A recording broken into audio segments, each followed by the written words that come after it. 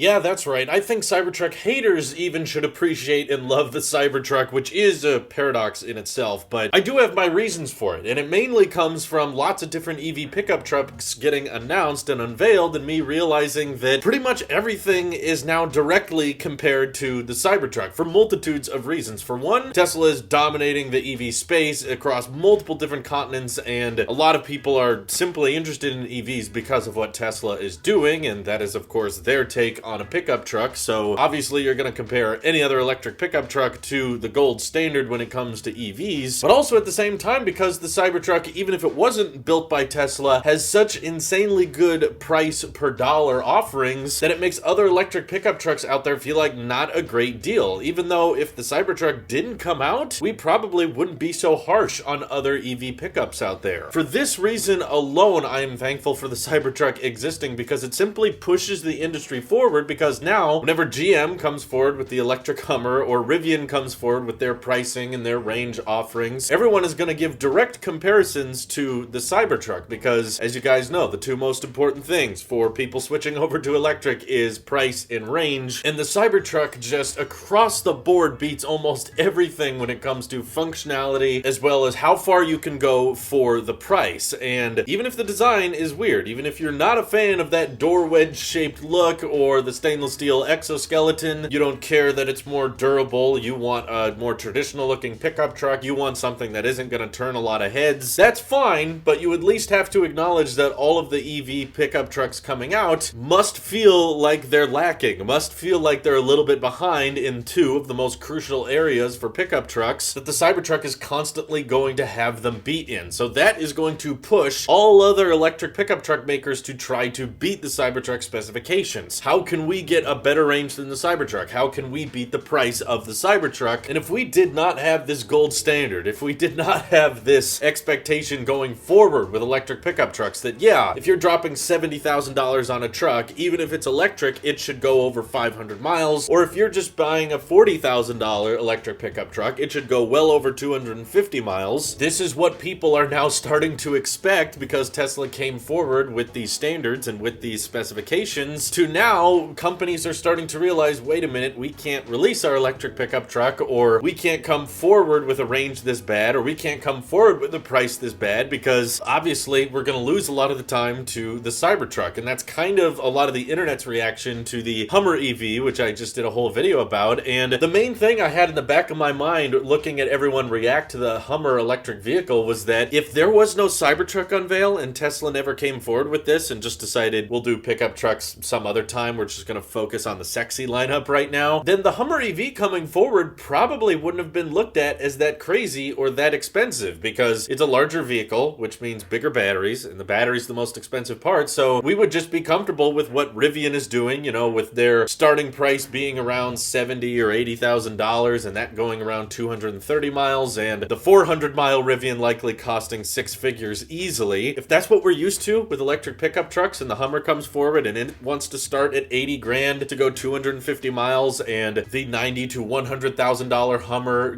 takes you over 350 miles, that would be on par. That would be kind of the industry standard if that's what we were used to and the Cybertruck didn't drop. But because Tesla wants to keep moving their goals and wants to push the industry forward and say, no, our goal here is not just to make the best electric cars, it's to make the best cars. And thankfully, Elon is crazy enough to actually unveil on stage a product like this and have the gumption to state, yeah, we've got, 500, 600,000 orders and we plan on meeting those and actually scaling production of a vehicle like this. It shows that Tesla is serious, and this is not just a concept vehicle, and this is not just a niche market. This is one of the most demanded electric vehicles of all time by the amount of demand and interest it created on the internet, and people realizing, hey, wait a minute, this thing is going to start around the same price of a Model 3, but it's going to have this adaptive air suspension, it seats 6, it's way larger, I've got way more storage space, and I still get that great acceleration, that great range, the way lower cost of ownership, but all this added practicality and durability with no paint job to worry about. It really did change the game, and I think that because of the Cybertruck's existence, it just makes every other electric pickup truck feel not that impressive, because we're used to now seeing these types of numbers, and I think that's a great thing, because it's the type of good competition the industry needs. And I've always been saying, competition is only a good thing if it's it's good competition, as in it can objectively beat others when it comes to price and range and practicality. And I think the Cybertruck offers a lot of that for a lot cheaper than what competitors are coming out with, which is why, and I know it sounds crazy, in a few years I think we're going to be seeing a lot of Cybertrucks on the road, and it may be as common as spotting a Model 3, except this is absolutely going to turn heads because it's just such a drastically weird, different looking vehicle than we're used to. But because all of the drastic design choices they made help with affordability, allows them to bypass a lot of expensive processes in manufacturing, and now thanks to Battery Day, we know how they're implementing these next generation tabless electrode 4680 cells into the Cybertruck, reaching this levels of kilowatt hour per vehicle with this type of price range is now logical. In fact, thanks to the 4680 cells, all of the prices and all of the ranges the Cybertruck comes in now seem somewhat believable. I can't wait to see them coming out of Giga Texas, and I can't wait to see how the rest of the industry, looking at you Ford, who has not given too much info on the electric F-150 yet, you have a really high standard set already, and moving forward, you know you're going to be compared to the company making the most EVs right now, and the electric pickup truck that they're planning on producing as soon as next year is going to make your vehicles a much harder buy if you price them or settle with little enough range. So that's why I think even if you hate the Cybertruck and you don't want one, you think it's stupid or ugly and you can't stand the design, I think you at least have to be grateful for the fact that every other electric pickup truck on the market is now going to be compared to that. And moving forward, there's going to be a huge overwhelming majority of people on the internet that whenever they see an unveiling or the launch of an electric pickup truck, they're going to be saying, how is this better than the Cybertruck? And that pushes the rest of the industry to have better range, better pricing, and more functionality, more durability, and that's a good thing for all of us. So I, for one, am very grateful for the Cybertruck's existence, and personally, I love the design. I think it's weird, I think it's wacky, and I would much rather have that over another just boring electric pickup truck, which we've seen a million times because it's got cool LED lighting on the side, so that makes it electric, and that's all we have to look forward to. So what electric pickup trucks are you guys most interested in? Feel free to let me know. Thank you all for watching. Hope you have an excellent rest of your day.